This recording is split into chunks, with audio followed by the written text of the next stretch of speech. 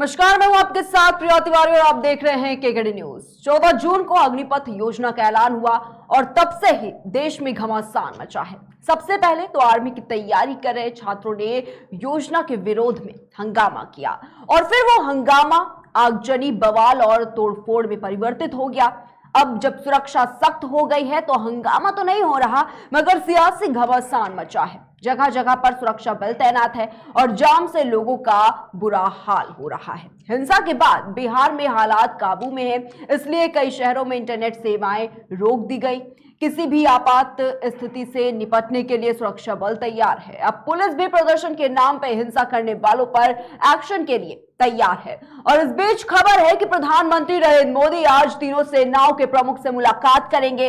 बताया गया है कि इस मुलाकात में अग्निपथ योजना पर चर्चा होगी। पीएम मोदी थल सेना अध्यक्ष, वायुसेना और नौसेना प्रमुख से मुलाकात कर इस पर चर्चा करेंगे। देश के 13 राज्यों में अग्निपथ योजना के खिलाफ विरोध किया जा रहा है। अग्निपथ योजना को लेकर भारी विरोध के बीच रविवार को ही तीनों सेना प्रमुखों ने साफ कर दिया था कि ये योजना वापस नहीं होने वाली है। पहले सेना के अधिकारियों ने देश के युवाओं को इस योजना से जुड़ी जानकारियां दी, फिर चेतावनी दी और उसके बाद इस योजना को वापस न लेने का ऐलान भी कर दिया गया है।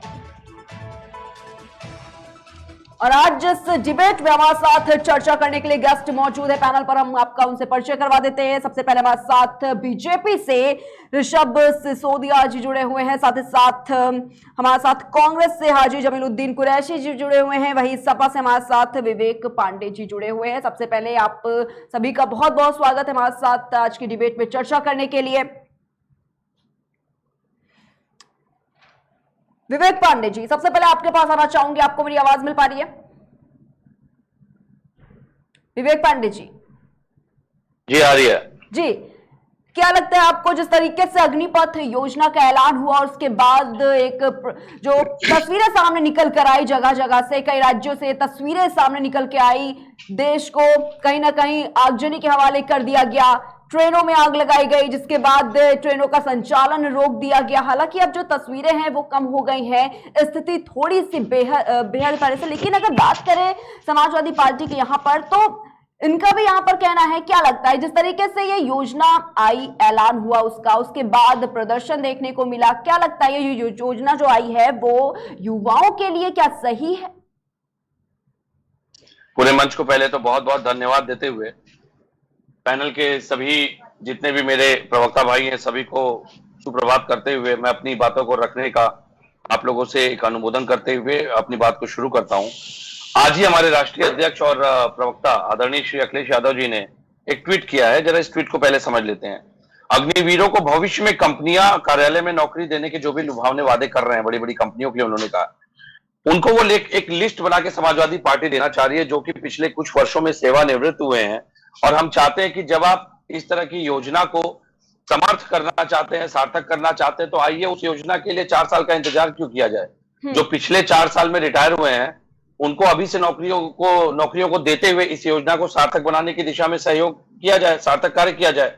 तो हम तो चाहते हैं कि हम तो एक लिस्ट सौंपना चाहते हैं सारी बड़ी बड़ी कंपनियों को, एमएनसीज को जो समर्थन कर रही हैं, कि हम आपको पिछले 4 साल के मात्र सेवानिवृत्त कर्मचारियों की लिस्ट देना चाहते हैं और उम्मीद करते हैं कि आप लोग सकारात्मक रूप से इस योजना को आगे बढ़ाने के लिए उन सभी को नौकरियों पे रखिए। लेकिन आश्वासन कोई नहीं दे पा रहा है इस पे। जैसे आनंद महिंद्रा जी ने ट्वीट किया, हमारे देश के एक बड़े संभ्रांत उद्योगपति हैं, और कई बड़े बड़े व्यापारियों ने ट्वीट किया है। तो मैं तो चाहता हूं कि समाजवादी पार्टी तो साथ खड़ी हो रही है आपके। अब चलिए ना, आप पिछले 4 साल तो आगे जब आप निकलेंगे, 4 साल के बाद जो बच्चे निकलेंगे उनको नौकरियों देने की बात हो रही है। हम पिछले 4 साल में जो सेवानिवृत्त हुए हैं उनकी नौकरियां उनको भी दे दी जाए, ताकि उनके लिए एक लिस्ट बना के सौंपना चाह रहे हैं। तो अगर भाजपा के प्रवक्ता भाई लेना चाहें या वो आश्वासन देना चाहें कि पिछले 4 साल के सेवानिवृत्त लोगों को सभी को नौकरियां मिलेंगी, तो मैं आपको वो लिस्ट सौंपने के लिए तैयार हूं, पार्टी कार्यालय से मंगवा लेता हूं। मैं तो निवेदन कर रहा हूं कि हम चलिए आके मिलकर सार्थक बनाते हैं इस योजना को। ठीक है विवेक पांडे जी। ऋषभ सिसोदिया जी भी हमारे साथ बीजेपी से जुड़े हुए हैं। ऋषभ जी बिल्कुल जी, आपके पास आना चाहूंगी। एक तरफ जिस तरीके से ऐलान हुआ अग्निपथ योजना का, उसके बाद तस्वीरें सामने निकल कर आने लगी, उसके बाद अगर विपक्ष की बात करें तो अब वो ये बात कह रहा है कि ये जो योजना है वो इन युवा छात्रों के लिए सही नहीं है। और उसके बाद अगर कांग्रेस के यहाँ पर जिक्र कर ले थोड़ा सा, तो कांग्रेस ने भी सत्याग्रह शुरू कर दिया। देखिए, ऐसा है, सबसे पहले हम केकेडी न्यूज चैनल के माध्यम से यशस्वी और माननीय प्रधानमंत्री श्री नरेंद्र मोदी जी एवं देश के यशस्वी रक्षा मंत्री माननीय श्री राजनाथ सिंह जी का हृदय से हम बहुत बहुत धन्यवाद करते हैं, जो इन्होंने ऐसी एक सुंदर योजना देश में लागू करने का काम किया है, अग्निवीर योजना के नाम से, जिसमें हम जैसे युवाओं को बहुत सारा मौका मिलने वाला है देश की सेवा और देश की रक्षा और देश के रक्षक बनकर के राष्ट्र की सेवा करने का। लेकिन उसके साथ साथ में मुझे एक बहुत बड़ा दुख भी है। मुझे दुख यह है कि हमारी जो आयु है वो ज्यादा हो गई है। यदि हमारी आयु ज्यादा ना होती तो मैं भी अग्निवीर बनकर के देश की रक्षा के लिए, भारत माता की रक्षा के लिए असॉल्ट राइफल जैसी राइफलों को तान करके सीमा पर खड़े होने का कार्य करते, सैनिकों के साथ खड़े होने का कार्य करते जी। मुझे आज यह कहते हुए आपसे बहुत दुख हो रहा है कि जब देश की सुरक्षा की बात आती है तब भी दूसरी पार्टियों को विरोध ही दिखता है। कितना भी अच्छी योजनाएं, कितनी भी अच्छी नीतियां देश के अंदर लागू क्यों ना कर दी जाएं, ये सर पकड़ के रोना रोने वाले लोग, इनको कभी खुशी नहीं मिल सकती। ये हमेशा रोते रहेंगे और हमारे युवा साथियों को भड़काने का, हमारे युवा साथियों को बरगलाने का काम करेंगे। सबसे पहले हम अपनी बात को पूरा कर लें, उसके बाद में फिर बोलेंगे। तो आज जिस प्रकार से हमारे युवाओं को बरगलाने का काम कांग्रेस, समाजवादी पार्टी और अन्य राजनीतिक दल कर रहे हैं, जिससे उनको रोड पर उतरने के लिए मजबूर कर दिया है, ये कहीं ना कहीं बहुत ही दुख की बात है कि जिस युवा को मेहनत करके पढ़ाई करनी चाहिए, जिस युवा को आगे अपने तैयारियां करनी चाहिए, तमाम सारी योजनाओं में नौकरियां निकल रही है, भारतीय जनता पार्टी की सरकार दे रही है, उसमें तैयारियां करनी चाहिए, जिनको देश सेवा के लिए अग्निवीर का फॉर्म भरने की तैयारी करना चाहिए, वो लोग देश में उतर करके जो यहाँ का जो संपत्ति है, जो सरकारी संपत्ति है, जो भारत का जो प्रभुता है, संप्रभुता, उसको नष्ट करने का काम कर रहे हैं। साथ साथ में आगजनी जैसी घटनाएं, पत्थरबाजी जैसी घटनाएं कर रहे हैं। मैं उन सभी युवाओं से यह निवेदन करता हूं, दोनों हाथ जोड़ करके निवेदन करता हूं कि मेरे प्यारे भाइयों, आप जाइए और आप अपनी अपनी तैयारियां करिए, अग्निवीर बनने का फॉर्म भरने की तैयारियां करिए, किसी के बहकावे में कतई मत आइए, क्योंकि ये कांग्रेसी लोग सदा से ही देश को बर्बाद करते आए हैं, देश का बंटवारा करते आए हैं। ठीक है ऋषभ सिसोदिया जी। विवेक पांडे जी, जिस तरीके से अभी आप कह रहे हैं, लगातार विपक्ष कांग्रेस की बात करें, वो भी यही बात कह रहा है कि ये जो अग्निपथ योजना है वो छात्रों के लिए सही नहीं है, वो युवा के लिए सही नहीं है। सिर्फ 4 साल की नौकरी, उसके बाद एक बार फिर से बेरोजगारी की कगार पर वो युवा जो है वो फिर से पहुंच जाएंगे। लेकिन ये भी कहा जा रहा है कि इस योजना को लागू ना किया जाए। लेकिन जो तीनों सेना प्रमुख हैं उन्होंने तो अब साफ कर दिया है कि ये जो योजना है अब उसे वापस नहीं लिया जा सकेगा।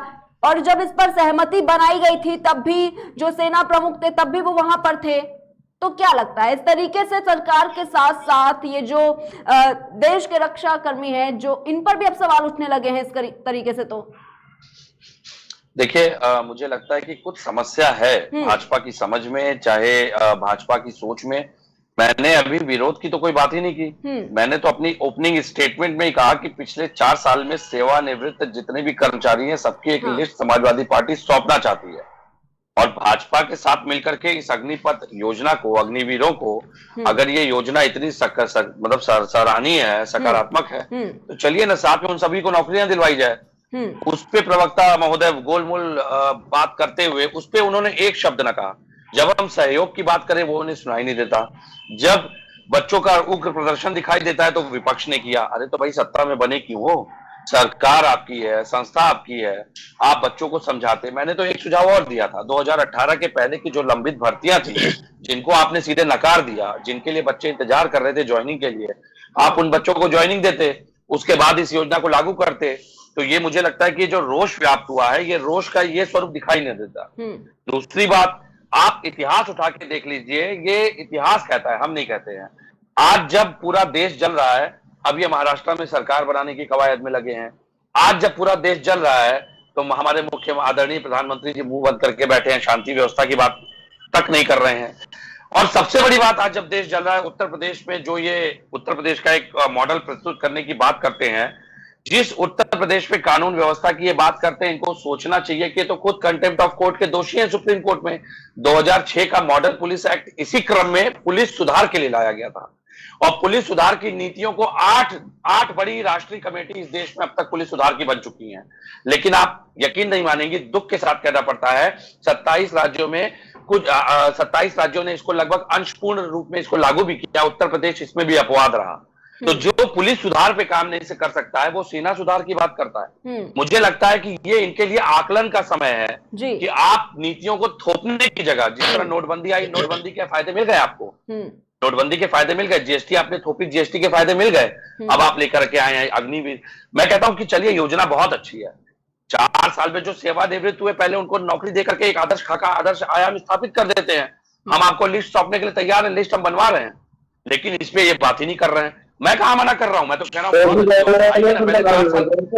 एक मिनट, पहले 4 साल में जो सेवानिवृत्त हुए उनको नौकरी दिलवा दी जाए। और जो सरकार आज तक पूरे देश में या उत्तर प्रदेश में पुलिस सुधार लागू नहीं कर पाई, वो सेना सुधार की बात करती है, तो मुझे लगता है इससे हास्यास्पद इस देश में कुछ नहीं हो सकता है। पुलिस के जवान लगातार आत्महत्या करते हैं, सेना के जवान आत्महत्या करते हैं, ये सुधार की बातें करते हैं। जो जवान लगातार ड्यूटी में बने हैं, वो तो प्रशिक्षण प्राप्त करने के बाद मानसिक दक्षता उनकी इतनी परिपक्व नहीं हो पा रही कि वो आत्महत्या की भेंट चढ़ जाते हैं। इस पे कोई बात नहीं करेगा मैडम, इस पे किसी राजनीतिक दल का कोई प्रवक्ता बात नहीं करेगा, खास करके क्योंकि ये सरकार का फेलियर है। लेकिन ये केवल इतना देख ले कि 2019 से लेकर अब तक यूपी पुलिस के कितने नए जवानों ने आत्महत्या कर ली है, तो ये शायद मुझे लगता है कि इनको सरकार से, सत्ता से विमुख होना पड़ जाएगा। लेकिन ये बात नहीं करेंगे, इन आंकड़ों को कभी जारी नहीं करेंगे, क्योंकि कहीं ना कहीं मानसिक जो अवसाद होता है, जो मानसिक उत्पीड़न होता है, जो शोषण होता है, वो इनकी परिधि का एक संरक्षण है, वो इनकी परिधि का संरचना का एक हिस्सा है। और सबसे बड़ी बात है, मैं कह रहा हूं ना कि आप 18 और 17 के जो बच्चे इंतजार कर रहे थे उनको ज्वाइनिंग दे देते। ज्वाइनिंग देने में क्या समस्या, उसके बाद आप इसको लागू करते। सबसे बड़ी दिक्कत है आर्थिक विफलता, जो इनका 1 रैंक 1 पेंशन लेकर के आए थे सत्ता प्राप्त करने के लिए, सेना का राजनीतिकरण करते हुए आज ये अपनी स्कीम को ही 9 रैंक 9 पेंशन तक लाने पे मजबूर हो गए, क्योंकि इनकी नीतियों ने देश को आर्थिक रूप से इतना खोखला कर दिया है कि अब ये पेंशन देने की योग्य नहीं है। पेंशन देने के लिए सरकार के पास, सही देखा जाए तो कॉर्पस फंड नहीं बच रहा है। और सबसे बड़ी बात है, देश के अंदर सेना जैसे महत्वपूर्ण विषय, भारत की भौगोलिक संरचना जो है, जहां लगातार ऐसे संदिग्ध पोस्ट है, जहां लगातार गोलीबारी जो होती है, जहां देश की सीमाएं इस समय परिपक्व नेतृत्व को ढूंढ रही हैं, वहां पे ये इस तरह की ट्रायल स्कीम लेकर के आ रहे हैं। तो मुझे लगता है देश की सुरक्षा से खिलवाड़, और देश की सुरक्षा को लेकर के इनका इतिहास है कि ये कभी गंभीर और चिंतित नहीं रहे।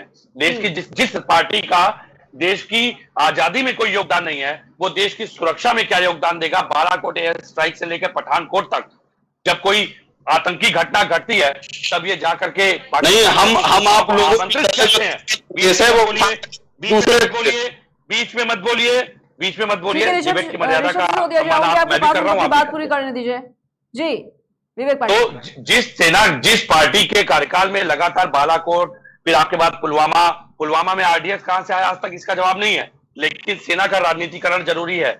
पुलवामा में जिस तरीके से पुलवामा, बालाकोट एयर स्ट्राइक, पठानकोट, उरी जैसी घटनाएं होती हैं, लेकिन उसके बाद पीडीपी के साथ जाकर के सरकार बना लेते हैं कश्मीर में, क्योंकि इनको सेना की बड़ी चिंता है, देश की सुरक्षा की बड़ी चिंता है। कश्मीरी पंडितों के ऊपर प्रलाप करेंगे, आलाप करेंगे, लेकिन कश्मीरी पंडितों को जब बसाने का समय होगा, जब उनके ऊपर आतंकी घटनाएं होंगी, तब इनके गृह मंत्री जाके पिक्चर का प्रमोशन कर रहे होते हैं। और ये बात मैं तो कह रहा हूं, जिस पार्टी का देश की सुरक्षा आजादी में कोई सहयोग ही नहीं रहा है, वो आज सेना करके इस ठीक है विवेक पांडे जी, लेकिन अभी जिस तरीके से आपने ये बात कही है कि प्रधानमंत्री मोदी का भी यहाँ पर जिक्र कर दिया आपने, और ये भी बात कह दी कि उन्होंने तो कुछ कहा ही नहीं इस बारे में, लेकिन बताना चाहूंगी आपको कि पीएम मोदी ने भी इस मुद्दे पर थोड़ा बात कहा है, और ये भी बोला है कि सुधार कुछ समय के लिए बुरे लग सकते हैं, लेकिन इसी से जो नए लक्ष्य है वो हासिल होंगे। ये बात प्रधानमंत्री नरेंद्र मोदी ने अग्निपथ योजना को लेकर कही है।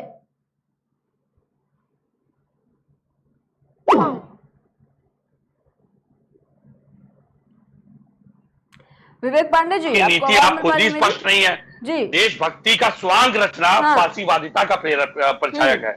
फांसीवादी मानसिकता से जिस तरह से आप राष्ट्र का केवल सैनिकरण करना चाहते हैं, माफ कीजिएगा, आपने देश की आर्थिक स्थिति को इतनी विफलता से गर्त में डाल दिया है कि वो दिन दूर नहीं जब सेना को भी आप किसी व्यक्ति स्वायत्त संस्था को हो सकता है निजीकरण के लिए तैयार कर दें, कह देंगे कि इनकी 25-50 इकाइयों को निजी संस्थाएं देखेंगी।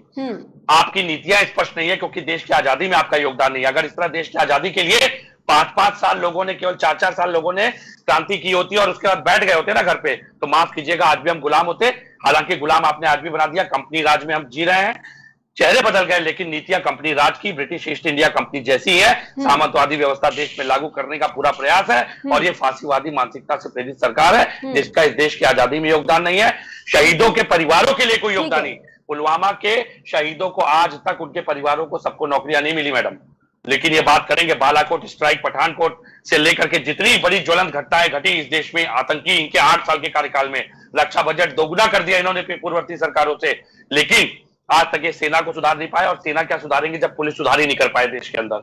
माफ कीजिएगा, मैं इनकी चिकनी चुपड़ी बातों पे देश के युवाओं की बलि चढ़ने नहीं दे सकता। मैंने इनसे 2 बातें कही सहयोग वाली, लेकिन दोनों पे इन्होंने गोलमोल राजनीतिक जवाब देते हुए केवल मुद्दों से भटकाने का प्रयास किया है। सेना की बात है, सेना के मुद्दों पे विषय है तो सेना के मुद्दों पे डिबेट होनी चाहिए, न कि राजनीतिक विपक्ष के लिए, न पक्ष के लिए। आप सत्ता में है, सवाल आपसे पूछा जाएगा। आपने 18 और 17 के बच्चों को जो इंतजार कर रहे थे उनकी ज्वाइनिंग क्यों नहीं करी? अगर आपने उनकी ज्वाइनिंग दे दी होती तो शायद आज ये देश इस तरह नहीं चल रहा था। और एक बात सुन लीजिए, इस पूरी अराजकता के पीछे केवल और केवल कोचिंग माफियाओं का तंत्र सक्रिय है, जिसको कि ये साथ में बिठा करके, क्योंकि जिस तरीके से शिक्षा का भूमाफियाकरण किया गया, शिक्षा माफियाकरण किया गया, जिस तरह से शिक्षाहीन करने का प्रयास किया गया, 69,000 शिक्षक भर्ती में हमने ज्वलंत प्रत्यक्ष प्रमाणन देखा है। किस तरीके से केंद्रीय आपने संस्था का एक रिपोर्ट को झुठलाते हुए आप अपनी मानसिकता पे, हर धर्मिता पे लगे रहे और आपने आरक्षण बच्चों के मार लिए। और आज आप बात करते हैं बच्चों को नौकरी देने की, तो माफ कीजिएगा, ये ढोल पीटने से, नगाड़े पीटने से नहीं होगा। आप अगर इतने देश के हित में काम करने वाले होते तो आप पहले देश के नागरिकों के बच्चों के भविष्य को देखते हुए 17-18 के बच्चों को ज्वाइनिंग देते, तब इस योजना को लाते, तब इस पे संवाद या बात हो सकती थी। और विपक्ष से भी आपने इस पे कोई सकारात्मक सहयोग लेने का प्रयास नहीं किया। तो माफ कीजिएगा, लोकतंत्र है, थोपने से सरकार नहीं चलती। लोकतंत्र में थोपने वाली मानसिकता से मुझे लगता है कि आपको बचना पड़ेगा, वरना मुगल में, वैसे मैं तो जानता ही हूं मुगल मानसिकता और इनकी मानसिकता में कोई अंतर कभी रहा नहीं है, बस चेहरे बदल गए। जिस पार्टी ने 40 साल तक तिरंगे को स्वीकार नहीं किया, वो आज हमको बताने आए हैं राष्ट्रवाद का आधार क्या होता है। माफ कीजिएगा, मैं आपकी इन चुपड़ी बातों में नहीं आने वाला, लेकिन हाँ ये भी सत्य है कि कानून व्यवस्था के मामले में आप विफल हैं, देश की सीमाओं के मामले में विफल हैं। चीन, अरुणाचल प्रदेश से कभी सैटेलाइट इमेज आती है कि गांव बस गए, कभी आपके गृह मंत्री बोलते हैं कि रक्षा मंत्री बोलते हैं कि घुसपैठ हुई, कभी आपके प्रधानमंत्री बोलते हैं घुसपैठ नहीं हुई। तो देश की सीमाएं गंभीर विकट परिस्थितियों में है। मुझे लगता है देश को परिपक्व नेतृत्व की आवश्यकता है और भाजपा का इतिहास है, जब ये सत्ता में आए देश का नुकसान हुआ है। आपके प्रधानमंत्री का भी आपने जिक्र कर दिया, ये आपके, देखिए प्रधानमंत्री तो देश का होता है ना, ये आपके और मेरे प्रधानमंत्री तो होते नहीं है। बिल्कुल, मैं उसको मैं स्पष्ट कर देता हूं। देश जल रहा है, बच्चों के अंदर, युवाओं के अंदर रोष है, लेकिन प्रधानमंत्री जी इस समय अपनी फोटो खिंचवाने में व्यस्त हैं। वो सौंदर्य भारत की योजना में व्यस्त हैं। कैमरे से इतना आडंबर नहीं होना चाहिए मैडम। जब बच्चों की बात आती है, देश के युवाओं की बात आती है, बच्चों के भविष्य की बात आती है, मुझे लगता है संवाद स्थापित करना चाहिए। आज मन की बात क्यों नहीं हो रही है? आज दिल की बात क्यों नहीं हो रही है? आज देश के भविष्य की बात क्यों नहीं हो रही है? ऐसे मुद्दों से प्रधानमंत्री बचते क्यों हैं? बिल्कुल, अगर आप एक सीमित दायरे में रह करके एक सीमित राजनीतिक दल के लिए काम करेंगे तो माफ कीजिएगा, प्रधानमंत्री देश के नहीं हो सकते हैं। और देश के प्रधानमंत्री हैं तो देश के बच्चों से संवाद करें ना। आज मन की बात क्यों नहीं हो रही भाई? ठीक है विवेक पांडे जी, क्योंकि जब परीक्षा की बात आती है तब परीक्षा पर चर्चा भी प्रधानमंत्री नरेंद्र मोदी जी करते हैं और देखते हैं कि किस तरीके से उनसे संवाद स्थापित किया जा सके और कहीं ना कहीं उसका जो हल है वो ढूंढने की कोशिश करते हैं। लगातार कई ऐसी बड़ी विफलताएं जहां पर उन्होंने खुद संवाद किया, चाहे कोरोना काल की स्थिति हो या फिर अगर बच्चों की अभी आप बात कर रहे हैं, छात्र की बात कर रहे हैं, तो परीक्षा पर चर्चा भी लगातार करते आए हैं प्रधानमंत्री मोदी। ऋषभ सिसोदिया, आपसे जवाब लेना चाहूंगे इस चीज का कि विवेक पांडे जी जिस तरीके से ये बात कह रहे हैं कि अग्निपथ योजना का ऐलान कर दिया गया, उसके बाद जब युवा सड़कों पर आगे अपनी बात कहने के लिए प्रदर्शन करना शुरू कर दिया, लेकिन प्रधानमंत्री नरेंद्र मोदी ने जो संबोधन है अपना वो नहीं दिया। क्या प्रधानमंत्री नरेंद्र मोदी जी को उनसे संवाद नहीं करना चाहिए था? इस बात का जवाब दीजिए। विवेक पांडे जी का ये सवाल है। देखिए ऐसा है, हाँ। पहले तो मैं यह कहना चाहूंगा विवेक जी को कि वो राजनीतिक दल, वो कांग्रेस या समाजवादी पार्टी जो किसी भी चीज में युवाओं को भटका करके, चाहे वो मंदिर मस्जिद विवाद हो, वो एक नया विवाद खड़ा कर देते हैं, युवाओं को पत्थर लेकर के रोड पर भेज देते हैं, चाहे वो देश के बंटवारे को लेकर के हो, वो कांग्रेस पार्टी जिसने तिब्बत जहां से स्वर्णरेखा नदी निकलती है उसको बांट दिया, उसको चीन को दे दिया। इस प्रकार से जो तमाम सारे देश के बंटवारे में जिनका प्रमुख योगदान रहा, जिन्होंने देश के लिए कुछ किया ही नहीं, सिर्फ देश को समस्याओं और गर्त में डालने का काम किया, देश के ऊपर इतना कर्ज का बोझा लाद दिया था कि प्रधानमंत्री श्री यशस्वी नरेंद्र मोदी जी की सरकार ने उसको बड़ी मुश्किलों से वो चुकता कर रही है।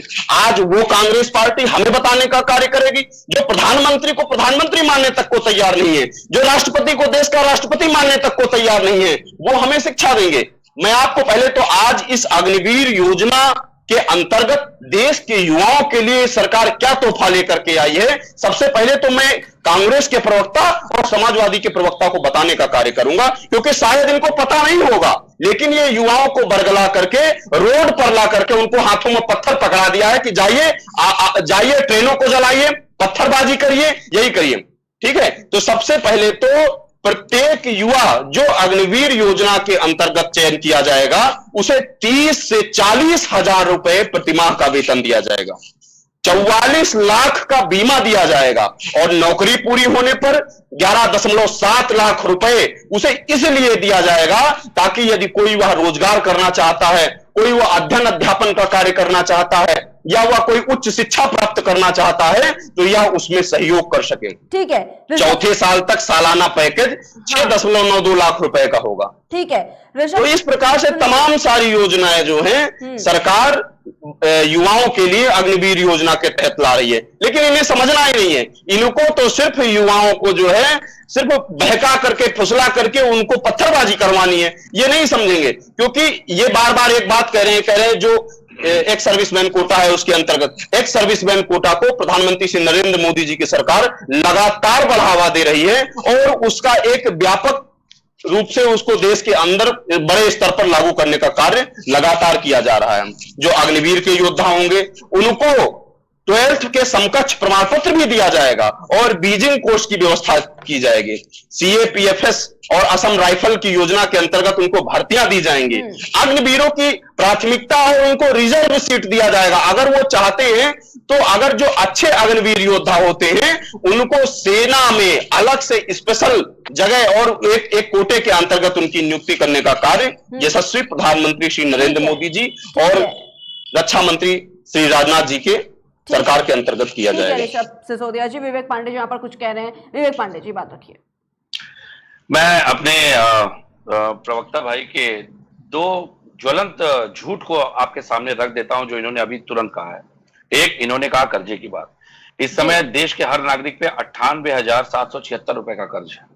128.41 लाख करोड़ के कर्ज में देश है। दूसरी बात, इन्होंने दूसरा झूठ परोसा, सेना के अग्निवीरों को 21,000 रुपए तनख्वाह मिलेगी, न कि 30,000 रुपए। 9,000 रुपए की कटौती होने वाली है उसमें। तो मुझे लगता है तनख्वाह में और कटौती में अंतर होता है, लेकिन कभी नौकरी की हो तो इनको पता हो 21,000 रुपए सैलरी का प्रावधान है। अपनी योजना को आप सही तरीके से प्रेजेंट कर रहे हैं। यही दिक्कत है कि भारतीय जनता पार्टी के जो प्रवक्ता हैं, जो इनके नेता हैं, वो इस योजना को इस तरह बढ़ा चढ़ा के प्रस्तुत कर रहे हैं और सच्चाई का जब आकलन करता है युवा तो उसके अंदर वो आक्रोश जाग जाता है। इसी क्रम में इनके नेता भारतीय जनता पार्टी के 500 कार्यालयों पे जो वीआईपी कार्यालय बनाए गए हैं कोविड के समय, उस पे सभी अग्निवीरों को रिटायरमेंट के बाद 4 साल के बाद सिक्योरिटी गार्ड बनाने जा रहे हैं। एक मंत्री इनके सभी को बार बार कपड़े धोने और न जाने क्या क्या ऐसी ट्रेनिंग देने जा रहे हैं जिससे कि इन नेताओं का घर संचालित हो सके। तो मुझे तो लगता है कि इनके प्रवक्ता हैं, इनके नेता हैं, इन्हीं की निकृष्ट भाषा शैली से अग्निवीरों का सम्मान कितना हो रहा है, उनको उनका भविष्य क्या दिखाया जा रहा है, ये इनको आकलन करना है। यह आकलन करने की आवश्यकता भारतीय जनता पार्टी को है। और जिस तरीके से ये स्वांग परोसते हैं कि 30,000 तनख्वाह मिलेगी, 30 से 45-40,000 बता दिया इन्होंने, माफ कीजिएगा, आप पढ़ के आइए, 21,000 रुपए सैलरी है। और ये सोचने की बात है कि भारतीय सेना की सेवा जो होती है वो तनख्वाह पे निर्भर नहीं होती है। कोई तनख्वाह के लिए सेवा करने नहीं जाता है। जो बच्चे 10 साल, 5 साल, 8 साल, 10 साल से लगातार तैयारी कर रहे हैं, उनके अंदर भारतीयता का और राष्ट्र सेवा का, राष्ट्र धर्म का एक जज्बा होता है।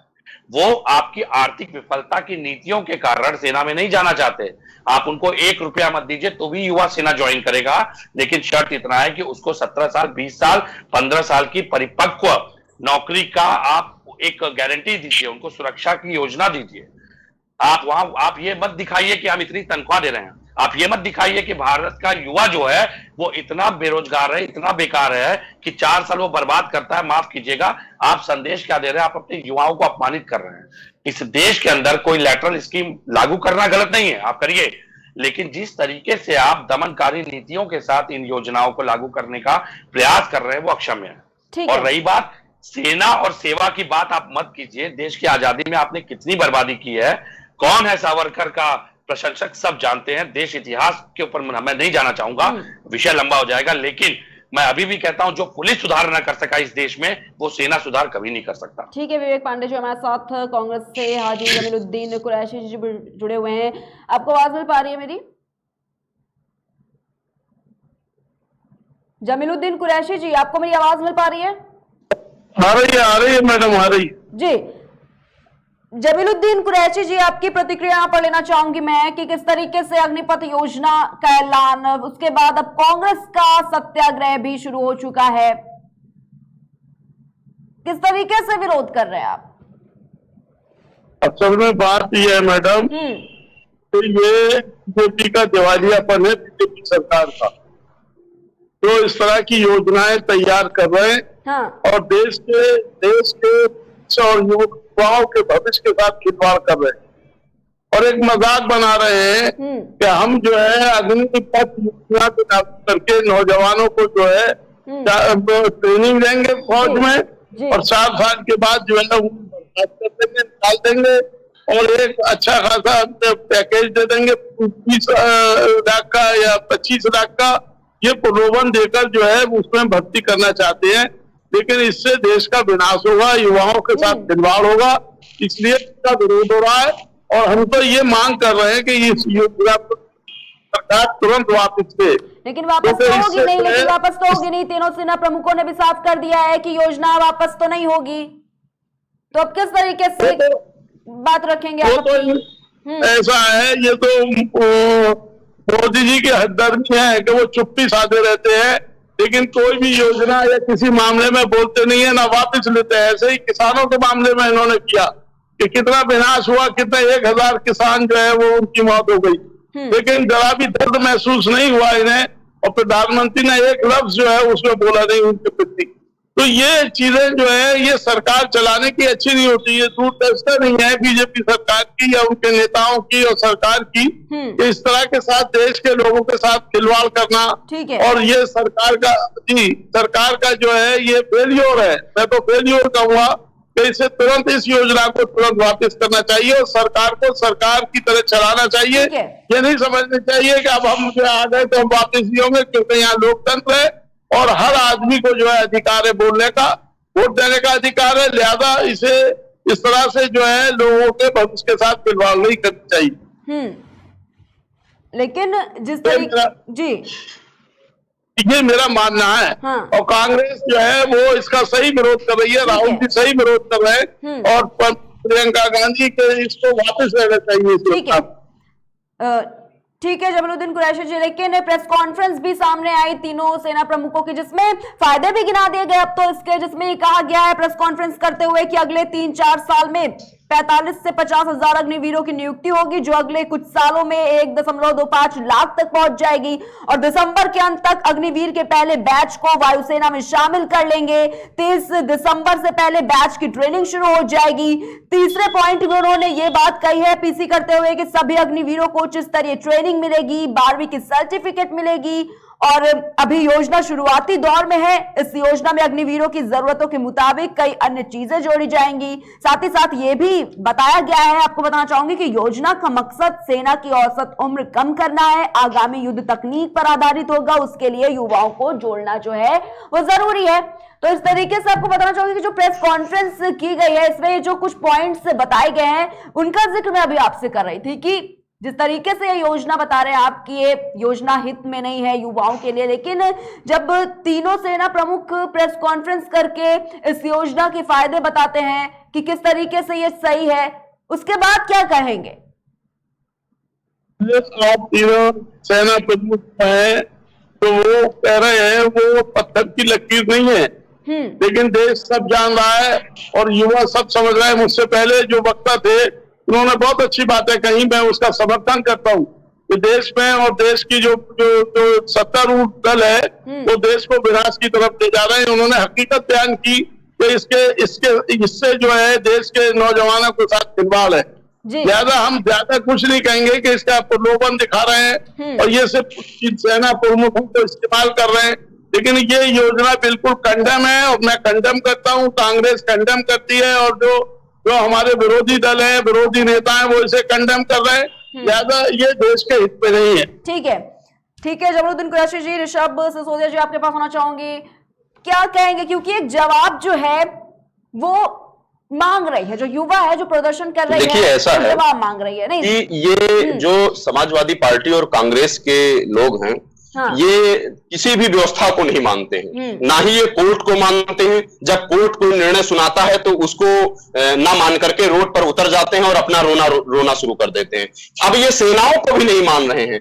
ये कांग्रेस और समाजवादी पार्टी के लोग जो पाकिस्तानी विचारधारा को सपोर्ट करते हैं, ऐसे लोग जो है सेना के भी तीनों महानायकों का अपमान और सेना का भी अपमान शुरू कर दिए हैं। मैं इनसे कहना चाहूंगा सबसे पहले तो अपने शब्दों को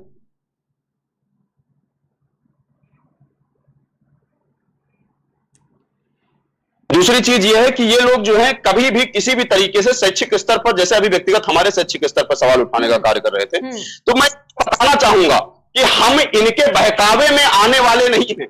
और देश का युवा जिसको ये जो है ये बहका रहे हैं वो यशस्वी प्रधानमंत्री श्री नरेंद्र मोदी जी और माननीय श्री रक्षा मंत्री जी को धीरे धीरे समझ रहा है और वो वापस जाकर के अग्निवीर बनने की तैयारी कर रहा है। इनके बहकावे में कोई नहीं आ रहा। ये वो लोग हैं जो सिर्फ पत्थरबाजी कराते हैं, दंगा कराते हैं, समाज में अराजकता फैलाने का प्रयास करते हैं। इसके अलावा इनके पास किसी भी प्रकार का कोई काम नहीं है।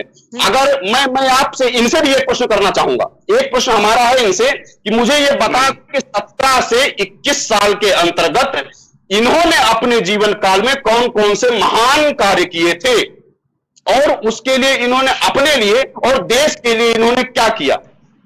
आज यशस्वी प्रधानमंत्री नरेंद्र मोदी जी और सेना के साथ मिलकर के माननीय रक्षा मंत्री श्री राजनाथ जी ने जो ये अग्निपथ और अग्निवीर योजना लेकर के आए हैं, इसके अंतर्गत युवाओं को एक मजबूत ढांचा मिलेगा।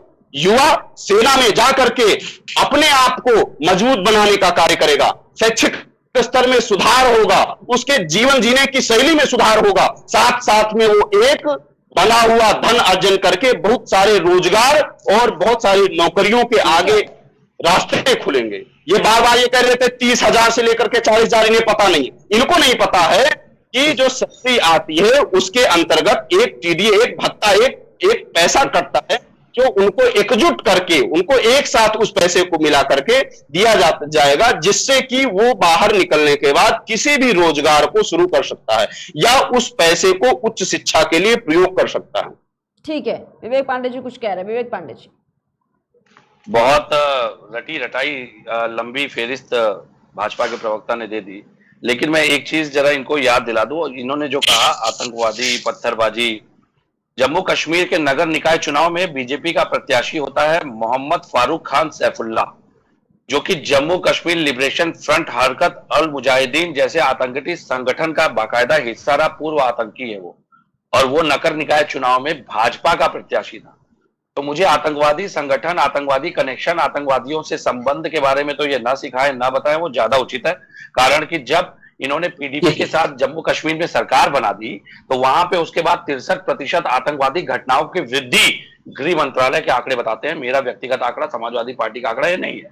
दूसरी बात, अब इन्होंने जो स्वयं कहा सैलरी में टीए डीए भत्ते, तो मैं भी तो वही कह रहा हूं, उनकी समझ में थोड़ा फेर हो सकता है कि टीए डीए भत्ते अलग चीज होती है, तनख्वाह एक अलग चीज होती है। आप भी केकेडी न्यूज में जॉब करती है, बखूबी समझती है, इस पर बहुत ज्यादा स्पष्टीकरण मुझे देने की आवश्यकता नहीं। तीसरी बात जो इन्होंने कही कि इन्होंने पूर्ववर्ती सरकारों ने किया नहीं, पूर्ववर्ती सरकारों ने क्या किया मैं आपको बता देता हूं। जिन संस्थाओं को आप बेचने का काम कर रहे हैं, जिन संस्थाओं को बेच के आप पैसा न जाने कहां जा रहा है कि लगातार कर्जे बढ़ रहे हैं, उन संस्थाओं को बनवाने का काम पूर्ववर्ती सरकारों ने किया था। क्योंकि आपकी सरकार का तो स्पष्ट मत है कि सरकार व्यापार करने के लिए नहीं होती है, सरकार व्यापारिक संस्थानों के लिए नहीं होती है, सरकार उद्योगों के लिए नहीं होती है, सरकार का काम सरकार चलाना है। और आप बिल्कुल सही कह रहे हैं, क्योंकि आज आप महाराष्ट्र में सरकार गिराने के निक्षम्य प्रयास में लगे हुए हैं और किसी तरह लोकतंत्र की जनभावना का अहित करके आपको महाराष्ट्र में सरकार बनानी है, तो आपका पूरा तंत्र इस समय वहां पे केंद्रित है। मैं मान सकता हूं देश जल रहा है और देश के जलने से आपको फर्क नहीं पड़ता, सरकार बननी जरूरी है। तो मैं तो बिल्कुल मानता हूं कि मेरे भाजपा के मित्र जो हैं वो बिल्कुल परिपक्व बयान दे रहे हैं और परिपक्वता के साथ विपक्ष को घेरने का प्रयास कर रहे हैं, क्योंकि आतंकवादियों के साथ सरकार बनाना जरूरी थी। कहते हैं 370 हमने हटा दिया, माफ कीजिएगा 370 आज भी है। संशोधन को हटाना नहीं कहते हैं। शब्दों में अर्थ छुपा होता है, उन शब्दों के अर्थों को बिना समझे केवल और केवल लांछन लगा देने से आप अपनी स्पष्ट भूमिका का निर्वहन नहीं कर पाएंगे। और रही बात, मैंने फिर कहा, अभी भी कहा, पूर्व रिटायर्ड सैनिकों की बात नहीं की आपने, 17-18 के बच्चों की ज्वाइनिंग की बात आप नहीं कर रहे हैं। जिस तरह से नकल माफिया या जिस तरीके से शिक्षा माफिया, कोचिंग माफियाओं की ये अराजकता जो मुझे समझ में आती है, मेरा व्यक्तिगत मत है, मैं उसकी बात कर रहा हूं, उस पर आपने बात नहीं करी। तो मुझे लगता है कि विपक्ष को केवल ठीकरा फोड़ के, पहला कार्यकाल आपका 8 साल से सरकार आपकी, जब कानपुर हिंसा होती है, प्रधानमंत्री, राष्ट्रपति और मुख्यमंत्री उस दिन कानपुर में होते हैं और सुरक्षा तंत्र में विफलता, उसके बाद कार्रवाई एक ब्राह्मण डीएम के ऊपर होती है, लेकिन वहां के जो जिम्मेदार पुलिस के अधिकारी हैं, क्योंकि विशेष वर्ग के हैं मुख्यमंत्री जी के, तो उनके ऊपर कोई कार्रवाई नहीं होती और सुरक्षा तंत्र का फेलियर समाजवादी पार्टी के ऊपर फोड़ा जाता है। समाजवादी पार्टी अगर इतनी मजबूत है, आपसे नहीं संभालना, छोड़ दीजिए ना, समाजवादी पार्टी चला लेगी सरकार। लेकिन ये हमेशा विपक्ष पे ठीक रहा, पहला कार्यकाल विपक्ष पे ठीक रहा, दूसरा कार्यकाल विपक्ष पे ठीक रहा। तो ये तो आपको आकलन कर रहे हैं कि आप, जब आपको काम करने ही नहीं आता, सरकारी संस्थाओं का केवल दुरुपयोग ईडी और जैसी संस्थाओं का दुरुपयोग विपक्ष की सरकारों को गिराने के लिए करेंगे, तो आप काम करेंगे। बात तो सही कही आपने, काम करने का तो कोई उद्देश्य ही नहीं है ना, क्योंकि इस देश की आजादी में कोई योगदान नहीं रहा है। देश, अगर आपको सिर्फ देश मिला होता तब आपको पता चलता नवरत्न कंपनियों का क्या अर्थ होता है, आपके भाभा एटॉमिक सेंटर का क्या मतलब होता है, या रिसर्च न्यूक्लियर जैसे संस्थानों का क्या उद्देश्य होता है, एलआईसी जैसे संस्थानों का क्या उद्देश्य होता है। लेकिन ना आपने खड़ी की, ना आपको तो सब विरासत में मिला है, तो आप तो बेचने का काम कर रहे हैं। हम तो इसको आपकी उपलब्धि मानते हैं। और विपक्ष को कोसने से अगर आपको राजनीतिक मर्यादा, शिष्टाचार का अनुभव होता है, बिल्कुल कोसिए, ये आपके संस्कारों में होगा। मैंने आपसे सकारात्मक बात की, आप मुझे विपक्ष की बात बता रहे हैं। भाई मैं तो ये जानना चाहता हूं कि अभी भी जो बच्चे अराजकता कर रहे हैं या जो बच्चे भटक करके अराजकता का हिस्सा बन गए, क्या आप उनके भविष्य को खराब कर देंगे? क्या आप उनका कैरेक्टर रोल खराब कर देंगे? क्योंकि सेना प्रमुख ने तो अपना मुंह रुख स्पष्ट कर दिया है। और मेरा एक सबसे बड़ा सवाल है कि एक सेना की अधिकारी ने सेवानिवृत्त तो इसको आरएसएस का मॉडल बता दिया है, अब आप उनके ऊपर भी एफआईआर करवा दीजिए। जो सेना के अधिकारी, पूर्व सेना के अधिकारी इस मॉडल का विरोध कर रहे हैं, उनकी पेंशनें बंद करवा दीजिए। भाई देश विरोधी हो गए ना वो भी, उनको आप कुछ कहने की हिम्मत नहीं करते, क्योंकि आप जानते हैं कि आपको कोर्ट फटकार लगा देगी तुरंत। लेकिन मुझे लगता है राजनीतिक शिष्टाचार का एक स्वांग रचने से अच्छा है कि मुझे लगता है बहुत जरूरी है कि अब समय आ गया है मैडम कि इस देश में विपक्ष और पक्ष जब तक एक लक्ष्य लेकर के नहीं चलेगा, यकीन मानिए देश का भविष्य खतरनाक होता जा रहा है। देश का भविष्य खतरे में है, सीमाएं खतरे में है, क्योंकि इनका कहना रहता है जिस तरह ये, जब अगर ये कश्मीर में सरकार बना सकते हैं तो कल को क्या पाकिस्तान में सरकार बनाने के लिए आप आईएसआई से हाथ मिला लेंगे? ठीक है। आतंकवादी का परिमाण और परिभाषा तब बदल जाती है जब आपको सरकार बनानी होती है। तो मुझे लगता है कि जो इस देश में पुलिस सुधार नहीं कर सकता है, वो सेना सुधार कभी नहीं कर पाएगा। और ये सब जुमलोबाजी से, राजनीतिक बयानों से सेना में न सुधार होगा, न इस देश की स्थिति बदलेगी। लेकिन अरुणाचल प्रदेश पे आप अपनी स्थिति स्पष्ट नहीं करते हैं, सैटेलाइट तस्वीर बताती कुछ और हैं, आपके गृह मंत्री का बयान कुछ होता है, प्रधानमंत्री कुछ कहते हैं, रक्षा मंत्री कुछ कहते हैं, और उसके बाद मुद्दों को भ्रमित कर दिया जाता है, ज्ञानवापी पे चले आते हैं। तो मुझे लगता है कि इस देश को अब परिपक्व राजनीतिक बयानों के साथ परिपक्व नेतृत्व की आवश्यकता है। ये केवल सरकार बनाना, सरकार गिराना, माफ कीजिएगा, देश होगा तो आप और हम रहेंगे, और इस देश की आजादी में आपका योगदान नहीं है तो आप हमें सेना की बात तो मत समझाइए। सेना को कितना हानि, कितना नुकसान, कितना फायदा आपने दिया है, आपके गृह मंत्रालय के आंकड़े स्पष्ट हैं। आप किसी दिन मैडम डिबेट रख लीजिए, इनको बुला लीजिएगा, बड़े शिष्टाचारी है मेरे भाई है, मैं इनके साथ आंकड़ों पे बात करना चाहूंगा। आप किसी दिन डिबेट रख लीजिए, गृह मंत्रालय के आंकड़े में इनको दिखाऊंगा और गृह मंत्रालय के आंकड़ों पे बात हो जाएगी। ठीक है विवेक पांडे। और इस देश के युवाओं से आपके चैनल के माध्यम से अपील करता हूं, हाथ जोड़ करके, किसी अराजकता का हिस्सा मत बनिए। थोपने की नियति और थोपने की नियत से इस देश में फांसीवादी मानसिकता का जन्म नहीं होना चाहिए। ये देश, जिस सेना में जाकर के आप इस देश की सुरक्षा का एक स्वप्न देख रहे हैं, आपके स्वप्नों को बरगला करके आपको हिंसा में परिवर्तित करने की जो कुछ विशेष लोगों की नियति है, उन नियति को तोड़ने की आवश्यकता है। आप इस देश का, और ये देश आपका है, इस अराजकता का हिस्सा न बनिए, बल्कि जो अराजकता कर रहे हैं उन्हें रोकने का काम करिए। मेरी अपने नवयुवकों से, अपने युवा भाइयों से ये अपील है, शिक्षा माफियाओं के रणनीति का हिस्सा मत बनिए। कोचिंग संस्थानों को बहुत दिक्कत है कि कल को ये बच्चे अगर इस तरीके से भर्ती होने लगे या इन बच्चों का सड़क पे नहीं आना हुआ तो हमारे एडमिशन कौन लेगा। मुझे लगता है कि परिपक्वता के साथ सेना एक काम क्यों नहीं करते हैं, एक काम इसमें और हो सकता है, मैं आप सुझाव देना चाहता हूं भारतीय सेना को भी। आप विदेशों में कई जगह ऐसी है जहां पे लोग 45 साल तक की आयु तक, जैसे हमारे यहाँ पे चलती है टेरिटोरियल आर्मी, 45 साल तक आप ज्वाइन कर सकते हैं। आप इसको 27-28 तक के, जैसे दरोगा भर्ती होती है वहां तक की उम्र तक ले आइए ना, क्या दिक्कत है। 4 साल में, मैं तो कहता हूं कि 4 साल के अग्निवीरों के लिए आप 45 साल तक की सीमा तय कर दीजिए। 45 साल तक का कोई व्यक्ति, कोई युवा अग्निवीर बन सकता है, और सेना की जो रेगुलर भर्तियां चल रही थी उनको रेगुलर चलने दीजिए, क्या दिक्कत है। आपको अल्टीमेटली अच्छी सेना की जरूरत है ना, आपको ईमानदार देशभक्तों की जरूरत है ना। 45 साल तक का युवा शारीरिक रूप से दक्ष होता है, 45 साल तक का युवा खिलाड़ी होता है, कि 45 साल तक का युवा पहलवान भी होता है, 45 साल तक का युवा जोश से भरपूर होता है, वो सेना में क्यों नहीं सेवा दे सकता है। मैं तो कहता हूं इसको 45 साल तक करिए, और देखिए उसके बाद की भारतीय सेना में कम पढ़ते हैं लोग या अधिक आवेदन आ जाते हैं, क्यों नहीं करते हैं। ठीक है, जमीलुद्दीन कुरैशी जी आपके पास आना चाहूंगी, और ये सवाल कहीं ना कहीं है कि जिस तरीके से कांग्रेस सत्याग्रह के माध्यम से ये कह रही है कि हम युवा छात्रों के साथ में हैं, प्रदर्शन का तरीका भले ही गलत हो लेकिन उन्हें रुकना नहीं चाहिए, उन्हें इसी तरीके से आगे आना चाहिए और इस योजना को सरकार को वापस लेना चाहिए। ये बात अभी आपने खुद ही रखी, लेकिन अब बीजेपी का ये कहना है कि विपक्षियों ने इस योजना का दुष्प्रचार किया है, और अब ये बात भी बीजेपी कह रही है कि अब घर घर जाकर इस योजना के बारे में लोगों को इसके बारे में सही जानकारी दी जाएगी।